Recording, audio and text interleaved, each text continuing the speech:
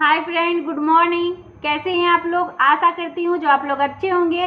तो देखिए दोस्तों, आज हम भारती भवन बुक का क्लास 10 का प्रश्नावली 2A का क्वेश्चन नंबर 21 को हल करेंगे। तो देखिए दोस्तों, क्वेश्चन नंबर 21 हमारा है 2A + 3B बराबर 8 और 3A - 4B बराबर -5। इसको कह रहा है हल करें। तो देखिए दोस्तों, इसको हम हल करते हैं। तो देखिए दोस्तों, सबसे पहले जो है ये हमारा समीकरण दिया हुआ है, तो हम इसको समीकरण 1 और 2 मान लेंगे। तो दोस्तों देखिए, समीकरण 1 और 2 मानने के बाद इसे जो है हम यहाँ पे कोई भी विधि नहीं कह रहा है जो आप इस विधि से हल कीजिए। तो हम यहाँ पे जो आपको सबसे आसान विधि लगेगा उस विधि से आप इसे हल कर सकते हैं। तो देखिए दोस्तों, यहाँ पे जो है हम इसे लुप्तीकरण विधि से हल करते हैं। तो लुप्तीकरण विधि से हल करने के लिए हमें या तो a का गुणांक बराबर होना चाहिए या फिर b का गुणांक जो है वो हमारा बराबर होना चाहिए। तो यहाँ पे ना तो a का गुणांक हमारा बराबर है, ना तो हमारा b का गुणांक जो है बराबर है। तो इसको हम समीकरण 1, 2 मानने के बाद जो है इसका हम गुणांक को बराबर कर लेंगे। या तो a वाले पद को बना करेंगे या फिर b वाले पद को हम बराबर कर लेंगे। तो चलिए दोस्तों, हम इसको हल करके दिखाते हैं। तो हल करने से पहले दोस्तों हमारे वीडियो को लाइक करेंगे और अगर हमारे चैनल पे नए हैं तो आप उसे सब्सक्राइब करेंगे ताकि हम नेक्स्ट क्वेश्चन जब हल करेंगे तो सबसे पहले आपके पास जाइए।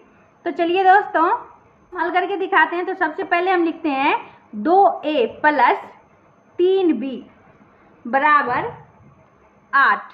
इसको हम समीकरण 1 मान लेते हैं, समीकरण 1।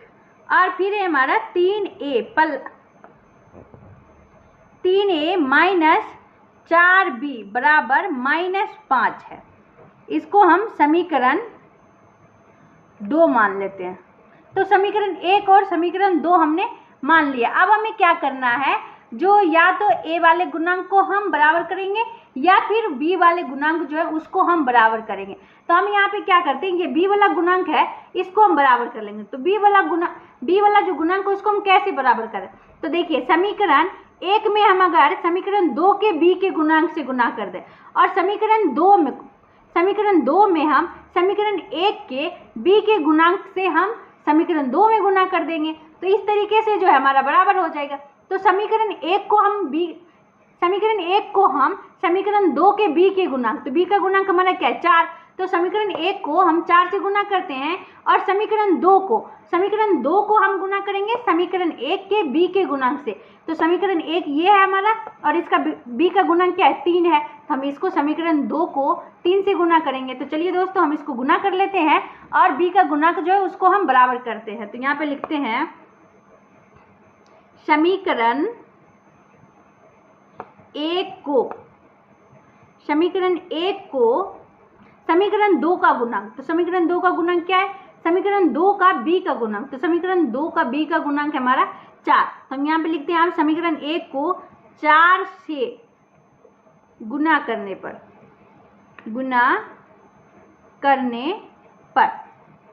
तो देखिए समीकरण 1 हमारा क्या है, तो समीकरण 1 जो है उसको हम लिख लेते हैं। तो समीकरण 1 है हमारा 2A + 3B बराबर 8। ये हमारे क्या है, समीकरण 1 है। इसको हम गुना करते हैं 4 से। तो इसको हम गुना कर लेते हैं। तो ये हमारा क्या हो जाएगा 4 दूना 8A + 3 को हम b से गुना करेंगे तो 3 चौक 12B बराबर 8 चौक 32। क्योंकि हम इसको गुना कर रहे हैं 4 से, तो ये नहीं जो बराबर के इधर वाले को आप गुना करेंगे। ये हमारा समीकरण जो है इसको हम पूरा बराबर के इधर भी और बराबर के इधर भी हमें बराबर के दोनों पक्षों में हमें गुना करना है। तो देखिए दोस्तों, समीकरण 1 से हमारा जो है समीकरण, इसे अब हम 3 बना देते हैं। समीकरण 1 से हमने समीकरण 3 बनाया है। अब जो है हमारा समीकरण 2, तो हम समीकरण 2 को फिर हम गुना करते हैं जिससे कि हमारा b का गुणांक बराबर हो जाए। तो चलिए दोस्तों, हम इसको बराबर कर लेते हैं। तो लिखते हैं तथा समीकरण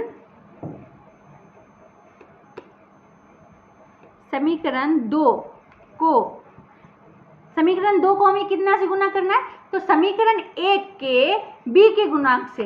तो समीकरण 1 हमारा देखिए ये है और इसका b का गुणांक कितना है 3 है। तो हम यहाँ पे लिखते हैं तथा समीकरण 2 को 3 से गुना करने पर, गुना करने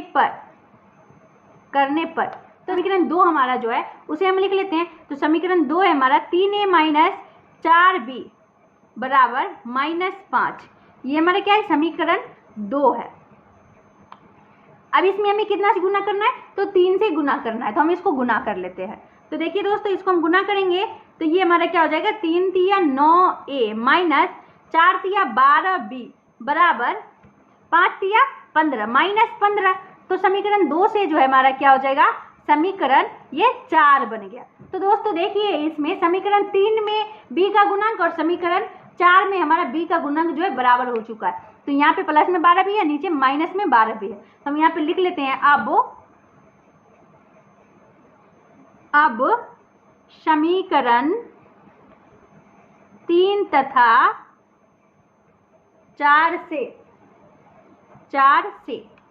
तो समीकरण 3 है हमारा 8a प्लस 12b बराबर 32 और समीकरण 4 है हमारा 9a माइनस 12b बराबर -15। अब दोस्तों देखिए, ऊपर में प्लस में 12 भी है, नीचे में माइनस में 12 भी है, तो 12 से 12 कट गया। अब ये दोनों जो है हमारा जुड़ जाएगा, तो 9 8 17a बराबर, अब इसको हम माइनस करेंगे तो 12 में से 5 गया तो 7 और यहाँ पे हो जाएगा 2 में से गया तो 1, तो 17 से हमारा 17 कट गया।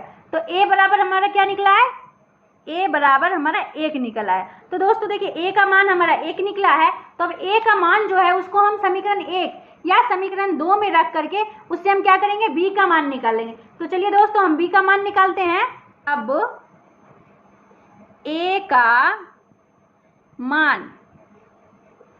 का मान समीकरण 1 में रखने पर तो दोस्तों देखिए, हमने यहाँ पे समीकरण 1 में a का मान रखी हूँ। आप जो है समीकरण 1 या 2 किसी में रखेंगे तो भी हमारा b का मान वही निकलेगा जो अभी हमें निकलेगा a का मान, क्योंकि समीकरण 1 में रखें या समीकरण 2 में रखें तो b का मान जो है हमारा बराबर ही निकलेगा। तो हम यहाँ पे निकालते हैं, समीकरण 1 है हमारा 2a प्लस 3b बराबर 8 और इसमें हमें a का मान रख रहे हैं, 2 गुने a का मान है 1 प्लस 3b बराबर 8। अब जो है 3b बराबर 8 और यहाँ पे प्लस में 2 है, इधर आएगा तो -2 हो जाएगा। अब जो है 3b बराबर 8 में से 2 जाएगा तो 6, 3 दूना क्या हो जाएगा, 6 हो जाएगा। b बराबर हमारा क्या निकला, 2 निकल गया है, इसलिए b बराबर 2। अतः a बराबर 1 तथा b बराबर 2 है। तो ये हमारा आंसर हो गया दोस्तों। तो अगर ये वीडियो आपको पसंद आई हो तो लाइक एंड सब्सक्राइब जरूर करें दोस्तों। बाय।